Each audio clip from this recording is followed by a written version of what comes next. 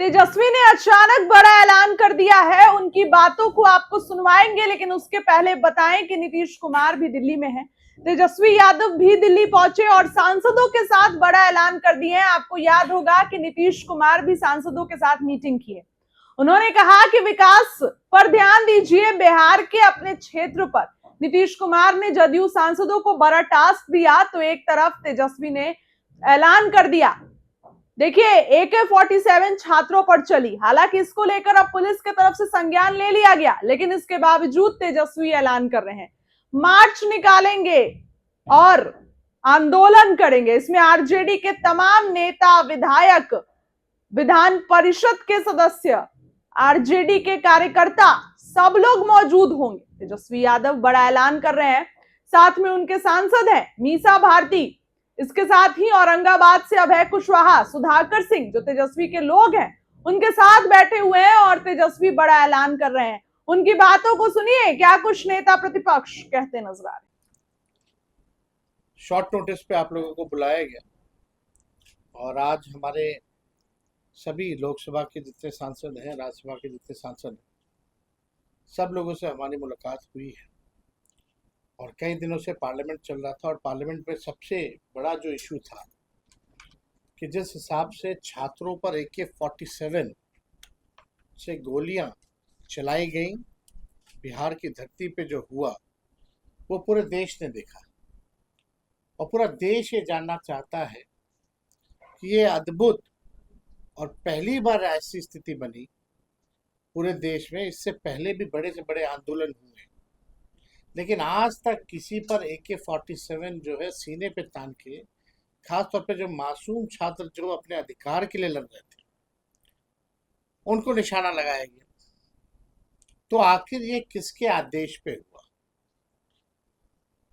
आप सब लोग जानते हैं कि सबसे पहले मेदांता में, पटना में जब भर्ती थे ये 3 छात्र, हम खुद स्वयं जाकर के उन लोगों से भी मुलाकात की। पार्टी द्वारा आर्थिक सहयोग भी किया गया है, लेकिन सरकार, चाहे बिहार सरकार के मुख्यमंत्री हो या देश के प्रधानमंत्री हो या अमित शाह हो, सभी लोगों ने मुंह में दही जमा बैठने का काम किया। इस इशू पर लगातार विपक्ष और देश जानना चाहता है उनसे कि ये ऐसी घटना जहां छात्रों पर गोली चलाई जा रही है AK-47 से, आखिर इसका गुनहगार कौन है? जब बातें बढ़ी तो एक मामूली से सिपाही को सस्पेंड करके पल्ला झड़ने की बात हुई।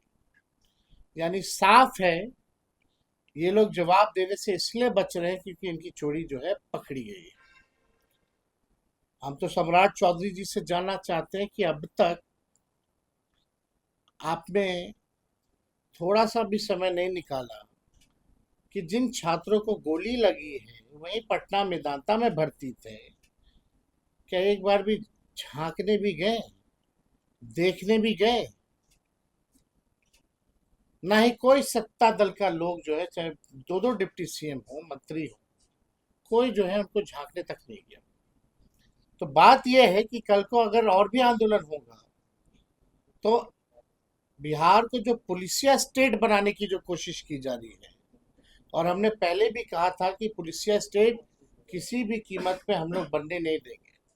बिहार की धरती जयप्रकाश जी, कर्पूरी जी और लालू जी की धरती है और किसी भी कीमत पे इसको पुलिसिया स्टेट हम लोग बनने नहीं देंगे।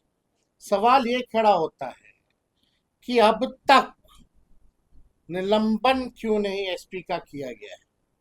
इस विषय को लेकर के हम लोग DGP साहब से भी मिले थे।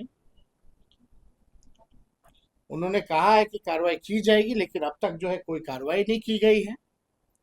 तो इसको देखते हुए, क्योंकि पार्लियामेंट में हमारे सारे सांसद, और खास तौर पे हम धन्यवाद देना चाहेंगे अखिलेश यादव जी का, राहुल जी का और सांसदों का, जिन्होंने इस मुद्दे को पार्लियामेंट में उठाने का काम किया। इसको देखते हुए हम लोगों ने निर्णय लिया है कि आने वाले 19 अगस्त को 11 बजे से हम सभी पार्टी के जितने एमएलए हैं, विधायक हैं, एमएलसी हैं, पार्टी के जितने कार्यकर्ता हैं, हम सब लोग जो है पार्टी दफ्तर से राजभवन तक हम लोग जो है मार्च करेंगे। और लोगों में गुस्सा है कि भाई ऐसी निकम्मी सरकार जो छात्रों पर गोलियां चलाने का काम करती है, एक एसपी का भी निलंबन नहीं करा सकते। और इसमें तो बाकायदा सम्राट चौधरी जी को, माननीय मुख्यमंत्री जी को तो आके माफी मांगना चाहिए कि अगर वो 3 छात्र को गोली लगी, किस्मत अच्छी थी उन तीनों की कि एक इंच से आधे इंच से उनकी जान जो है बच गई। अगर उनका जान जाता तो इसका जिम्मेदार और दोषी कौन होता? सम्राट चौधरी जी तो कुछ बोले ही नहीं इस पर, ना ही अमित शाह, ना ही देश के प्रधानमंत्री। तो ये मामला जो है हम लोग सब, क्योंकि दिल्ली पार्लियामेंट के लोग, दिल्ली विपक्ष के लोग साथ बैठ के बैठकें भी करते हैं, तो सब लोग संपर्क में भी हैं। और हमने पहले भी अनुरोध किया है तमाम विपक्षी दलों के नेताओं से कि आइए बिहार और लोगों को, छात्रों को न्याय दिलाया जाए और एक मिसाल पेश किया जाए कि आगे से किसी सरकार की हिम्मत ना हो कि किसी आंदोलनकारी के ऊपर गोलियां बरसाई जाए।